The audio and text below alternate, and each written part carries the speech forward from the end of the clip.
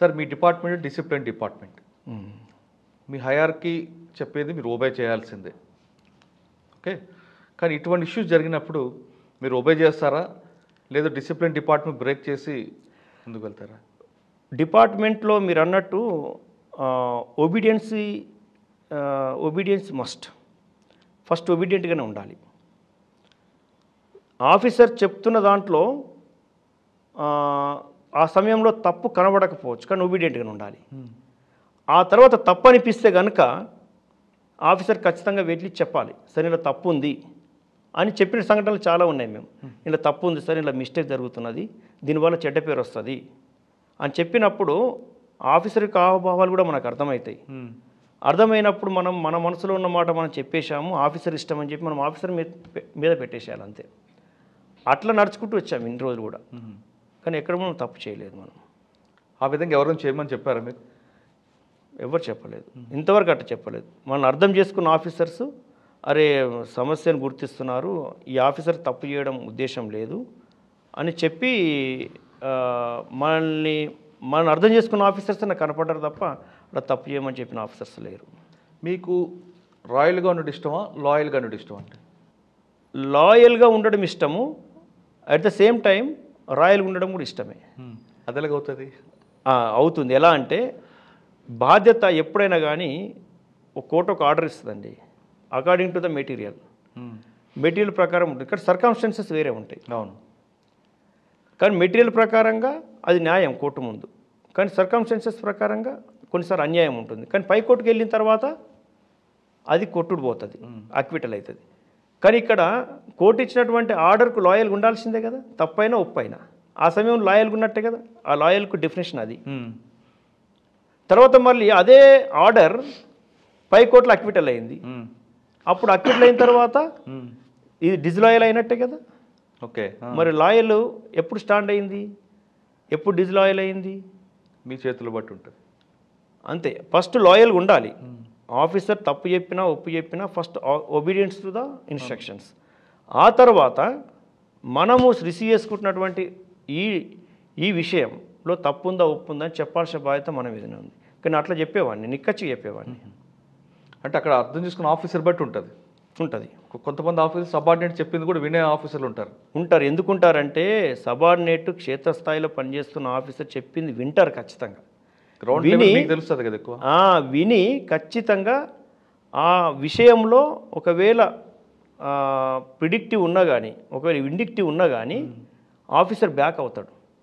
ఆ విధంగా మీకు ఎదురైన ఆఫీసర్ ఉన్నారంటే మీకు చెప్పేది విని ఏదో కేసులో వారెంట్స్ విత్డ్రా చేసుకున్న ఆఫీసర్. నాకు 2009 ఎలక్షన్స్లో సంఘటన ఏర్పడ్డది. ఎలక్షన్స్ టైంలో మేము ATR సబ్మిట్ చేయాలి. అవును, యాక్షన్ టేకెన్ రిపోర్ట్ ఎలక్షన్ కమిషన్కి. మా వాళ్ళంతా ఏదో డంపు తీసుకొచ్చారు, స్టాటిస్టిక్స్ అన్ని తీసుకొచ్చినప్పుడు ఆఫీసరు సంతకం పెట్టి పంపిస్తున్న క్రమం. ఓకే, వాళ్ళంతా పంపించిందంతా కరెక్ట్ ఉంది అనుకుంటున్నారు. ఆఫీసర్ ఎవరండి అప్పుడు? శ్రీనివాసులు గారు. బత్తిన శ్రీనివాస్ గారు. ఎస్, బత్తిన శ్రీనివాస్ గారు. సార్ అదంతా మళ్ళీ ఒకసారి వెరిఫై చేస్తాను, అంతా మనము కరెక్ట్గా పంపించా. ఎలక్షన్ కమిషన్ అప్పటికే పంజాబ్ డీజీపీని లేపేసింది, చీఫ్ సెక్రటరీని మార్చేసింది. వాళ్ళ ముందు ఎంత సార్ మనం ఒకసారి వెరిఫై చేయాలంటే ఏమో అన్ని డిజిట్సే కదా, అన్ని స్టాటిస్టిక్సే కదా, ఇవి కూడా పట్టించుకోండి, మన సంతకం పెట్టిన తర్వాత పోతాయి కదా అంటే అట్లా వద్దు సార్, తప్పు. ఆ సార్కి ఎదురుగా చెప్పే వాళ్ళే లేరు ఆ టైంలో. నేను బెల్లం పానకం లీటర్తో సహా మళ్ళీ అంతా రియలిస్టిక్ స్టాటిస్టిక్స్ తీసి కరెక్ట్గా తీసి, సరే తీసుకురాపో, నీకు డౌట్ వచ్చినప్పుడు ఎక్కడో దగ్గర వినాలని నమ్మాలి కదా అని ఆఫీసర్ మళ్ళీ నేను అంతా సరి చేసి తీసుకెళ్ళి సంతకం పెట్టించాను. ఆ ముందు తయారైన ప్రైమరీ రిపోర్ట్కు తర్వాత రిపోర్ట్కు చాలా తేడా ఉంది.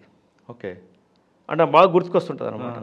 అంటే మా ఆఫీసర్కు మన మీద ఉన్నటువంటి నమ్మకం. అంటే ఆ విధంగా కొంతమంది ఆఫీసర్లు ఉంటారు, అందరూ ఉంటారు. కొంతమంది వీడు నాకు చెప్పేది ఏంట్లే ఉంటారు అనే వాళ్ళు కూడా ఉంటారు. సందీప్ షాండిలే గారు కూడా కొన్ని చెప్తే బాగా వింటారు సార్. చాలా డౌన్ టు ఎర్త్ ఉంటారు సార్. సారు ఏదైనా సూచన ఇస్తే బాగా వినిపించుకునేది. సార్ దగ్గర నేను SOT పనిచేశాను, గచ్చిబౌలి రాయదుర్గం కూడా పనిచేయడం జరిగింది. సార్ మీ సర్వీస్లో ఒకే ఒక ఆఫీసర్తో మీకు డిస్టర్బెన్స్ వచ్చింది? షార్ట్ పీరియడ్ ఓన్లీ 1.5 month పనిచేశాను. ఆ 1.5 monthలో నా మిస్కండక్ట్ ఏందో చెప్పండి అంటే చెప్పరు, నా అవిధేయత ఏందో చెప్పమంటే చెప్పరు.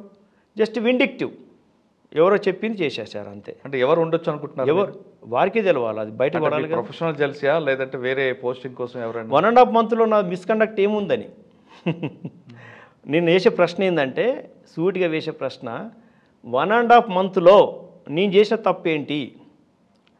నేను సైబరాబాద్ కమిషనరేట్లో 10,000 కేసులు రిజిస్టర్ చేశాను. 10,000 కేసుల్లో 10 తప్పులు తీయమనండి, ఛాలెంజ్ చేస్తున్నాను. లేదు 2 తప్పులు తీయమనండి, ఛాలెంజ్ చేస్తున్నాను. 1 తప్పు తీయమనండి, ఇప్పటికైనా తీయలేరు. ఎందుకంటే నేను చాలా జాగ్రత్తగా కరెక్ట్గా రికార్డు ప్రకారంగా నా ఫైలింగ్ కూడా ప్రాపర్గా ఉంటుందని ప్రతి పోలీస్ ఆఫీసర్ని మీరు అడిగితే చెప్తారు.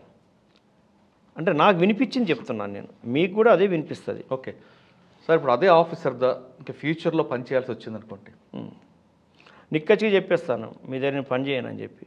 ఇంకెవరన్నా ఎంటర్టైన్మెంట్ చేయమని చెప్తాను. ఎందుకంటే పని చేయడానికి చాలా స్థానాలు ఉంటాయి కదా, ఒకటే స్థానం ఉండదు కదా. కానీ ఫోకల్ నాన్ ఫోకల్ 2 ఉంటాయి కదా. అవును, మరి నాన్ ఫోకల్కి వెళ్తారు అప్పుడు? నాన్ ఫోకల్లో కూడా పని ఉంటుంది, నాన్ ఫోకల్ కూడా సీట్ ఉంటుంది, నాన్ ఫోకల్లో కూడా విధి ఉంటుంది. పని చేయాల్సిన వాడికి ఎక్కడైనా ఉంటుంది, పని ఎక్కడైనా ఉంటుంది, చేయకూడదు అనుకున్నట్టుగా ఉండదు. ఒక ఆఫీసరు బుద్ధి తెలిసిన తర్వాత, పర్సనల్ ఎజెండా తెలిసిన తర్వాత మనకు తెలిసి తప్పు చేసినట్టే కదా, మనం కూడా తప్పు చేసినట్టే కదా. అంటే అదే ఆఫీసర్ దగ్గర ఫ్యూచర్లో పని చేయడానికి ఇష్టపడరు మీరు? ఇష్టపడము. పర్సనల్ ఎజెండా తెలిసిపోయింది, పర్సనల్ ఎజెండా తెలిసిపోయిన తర్వాత పని చేయడానికి సిద్ధపడం కదా. మనం పని చేయడానికి సిద్ధపడితే మనం తప్పు చేసినట్టు.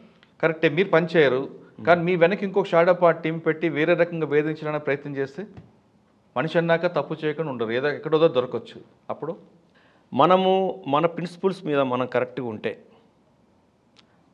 అది ఒక సమయంలో అది తప్పనిపించినా అది తాత్కాలికం. మనల్ని తప్పు చేయకున్నా తప్పు చేయించారనుకుందాం, తప్పు చేయకున్నా అది తప్పని చెప్పి నిరూపించారు అనుకుందాం, అది తాత్కాలికమే. మన చేతులారా చేయనప్పుడు, మన ప్రమేయం లేనప్పుడు అది మనం తప్పు చేసినట్టు ఎట్లా అవుతుంది? ఎట్టి పరిస్థితుల్లో కాదు. అది మనం తప్పు చేయాలనే ఎజెండా మన దగ్గర లేనప్పుడు, ఆ తప్పు చేయాలనే ఉద్దేశము, ఆ ప్రవృత్తి మన దగ్గర లేనప్పుడు తప్పేలా జరుగుతుందండి? నిక్కచ్చిగా చెప్పే విషయం ఇది. ఇది అన్ఎక్స్పెక్టెడ్, కొన్ని తెలిసి తెలియక జరగచ్చు.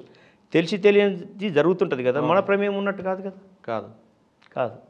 అది ఫైనల్గా మీరు డిఎస్పీ రైట్ సార్, మీరు మంచి కన్విషన్ తీసుకొచ్చారు. ఏదో మధ్యలో ఒక దెబ్బ పడింది, అది మంచో చెడో జరిగింది మీకు. మనం తీసుకునే దీన్ని బట్టి ఉంటుంది. ఒకటి మంచి అనుకోవచ్చు, ఇంకోటి చెడు కూడా అనుకోవచ్చు. కొంతమంది చెప్తుంటారు మీ డిపార్ట్మెంట్లో, ఏది జరిగినా మనం మంచిగా అనుకోవాలి అని మీ సీనియర్ ఆఫీసర్ కూడా అంటుంటారు. అంటే ఒక ఆఫీసర్ యొక్క యాటిట్యూడ్ తెలుస్తుంది, లేదు ఫ్యూచర్లో ఇటువంటి ఇబ్బందులు రాకుండా ఉండాలంటే మనం ఏం చేయాలి అనే విషయం కూడా మీకు ఒక లెసన్ అనుకోవచ్చు. ఫైనల్గా తీసుకుంటే ఈ డిపార్ట్మెంట్లోకి వచ్చే వాళ్ళకి, యాస్పిరెంట్స్ అవ్వచ్చు లేదా ఆల్రెడీ డిపార్ట్మెంట్ ఉన్న వాళ్ళకి మీరు ఇచ్చే మెసేజ్ ఏంటి? ఇప్పుడు మీరు ఎన్సీసీలో ఉండి ఆ యూనిఫామ్ మీద మోజుతో ఇందులోకి వచ్చారు. చాలామంది ఎన్సీసీలో కదా పోలీసులు చూసి కొంతమంది వస్తుంటారు, లేదా మీ ఇంటర్వ్యూ చూసి కొంతమంది రావాలనుకుంటారు, లేదా మీ ఊర్లో వాళ్ళు కొంతమంది రావాలనుకుంటారు. ఆ విధంగా పోలీస్ అవ్వాలని ఈ డిపార్ట్మెంట్లో రావాలనుకున్న వాళ్ళకి మీకున్న కష్టాలు అన్నీ చూసుకున్నారు కాబట్టి వాళ్ళకి రమ్మంటారా, రావద్దంటారా? వస్తే ఏ విధంగా ఉండాలి? పోలీస్ వ్యవస్థలోకి యువత రావాలి.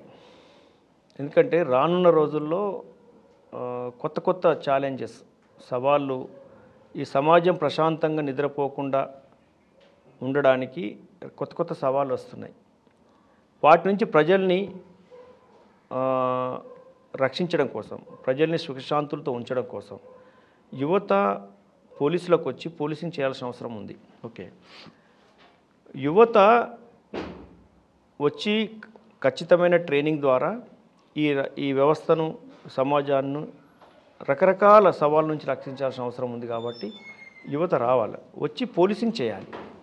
వాళ్ళు పోలీసింగ్ చేసే విధంగా వాళ్ళకు వనరులు, టెక్నాలజీ అన్నీ సమృద్ధిగా అందుబాటులోకి తీసుకొస్తే యువత పనిచేయడానికి కూడా ఆసక్తి చూపుతారు. అట్ ద సేమ్ టైం సవాళ్లకు అనుగుణంగా సిబ్బంది కూడా అన్ని స్థాయిల్లో సిబ్బంది సమృద్ధిగా ఉండాలి. సిబ్బంది లోటు ఉండడం వల్ల కూడా ముందు సాగలేకపోతుంది వ్యవస్థ. డిపార్ట్మెంట్కి వచ్చేవాళ్ళు ఎక్కువగా 2 రకాలు కనిపిస్తుంటారండి. మీలాంటి వారు ప్రొఫెషనల్గా ఉండాలని, కొంతమంది సర్వీస్ మోటో ఆ విధంగా కనిపిస్తుంటారు. ఇప్పుడు వస్తున్న జనరేషన్ కొంతమంది కేవలం డబ్బు కోసమే ఈ డిపార్ట్మెంట్కి వస్తుంటారు. వాళ్ళకి మీరు ఇచ్చే మెసేజ్? వాళ్ళు డబ్బు కోసం వస్తున్నారు అంటే మీకు చెప్పాను ఇంతకుముందు, ఆ సొంత ఏజెండా పెట్టుకొని రావడం వల్ల దానివల్ల నష్టం జరుగుతుంది. వాళ్ళని కొనసాగించాలన్నా వదులుకోవాలనేది డిపార్ట్మెంట్ నిర్ణయం తీసుకోవాలి. ఒక స్పష్టమైన నిర్ణయాలు తీసుకొని, ఆల్రెడీ CCA రూల్స్ ఉన్నాయి, కోడ్ ఆఫ్ కండక్ట్ రూల్స్ ఉన్నాయి, దాని ప్రకారంగా రూల్స్ స్ట్రిక్ట్గా పాటించాలి, స్ట్రిక్ట్ యాక్షన్ తీసుకోవాలి. పని చేయని వాళ్ళతోని అవసరం లేదని రిటైర్మెంట్ సిస్టమ్ పెట్టాలి. ఈ కంపల్సరీ రిటైర్మెంట్ సిస్టమ్ కూడా పెట్టాలి.